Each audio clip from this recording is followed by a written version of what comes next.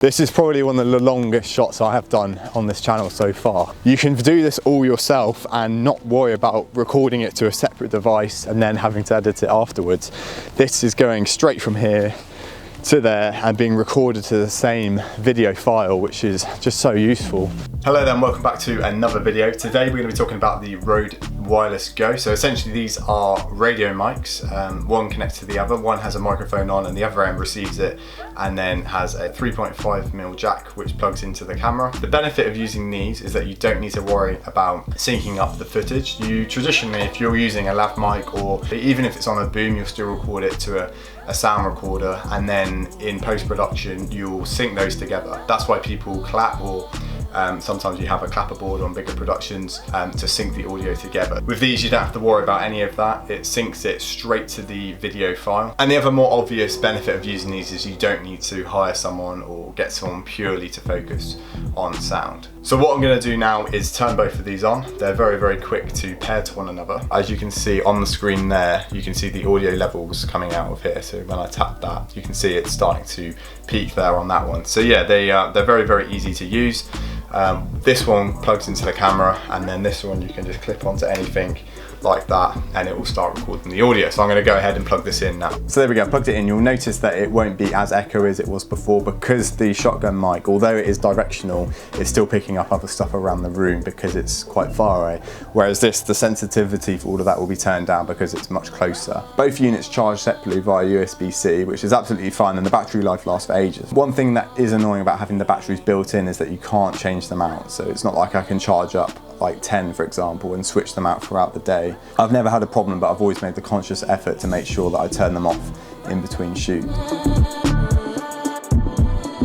It's not overly noticeable when it's on you, especially if you're wearing a jacket or something. You can easily just sort of hide it in. I wouldn't recommend concealing it completely because it can block the radio signal and it also can muffle the noise and sound a bit more like it's coming internally. And if I want to hide it anymore, I'll plug in a lav mic, which I'll do right now. There we go, then that's hidden pretty well out the way, and I can clip that onto my side there.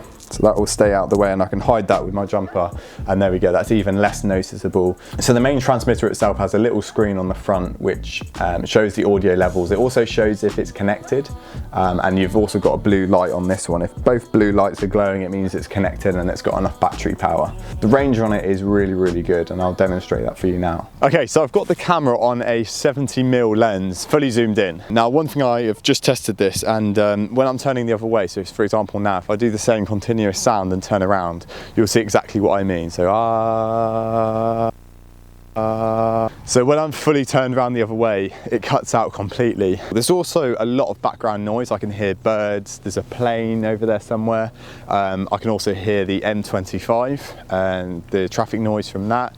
And you know, there's various other things going on. Because the sensitivity is much lower as it's much closer, it sort of isolates out that noise. It means you can film in busy areas and still have you as the main focus. I've actually had it before where a client of mine has gone off to go and get a coffee whilst it's all still connected, and he's gone probably right up the road and around the corner and into a building and ordered a coffee, and I could hear the whole conversation going on and then him sipping the drink after. So it was, yeah, it was quite weird to be able to hear that in such detail from so far away.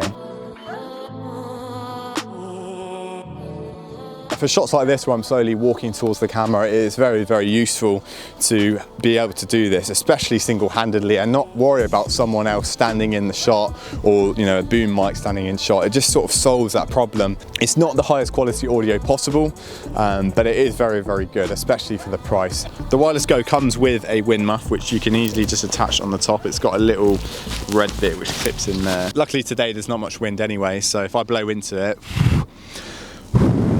you can tell there's not much wind noise compared to this. So there we go guys, these will definitely be sticking around in my camera bag, and I'll be using them on all my YouTube videos I think from now on, because they're just so easy and they just give that creative freedom.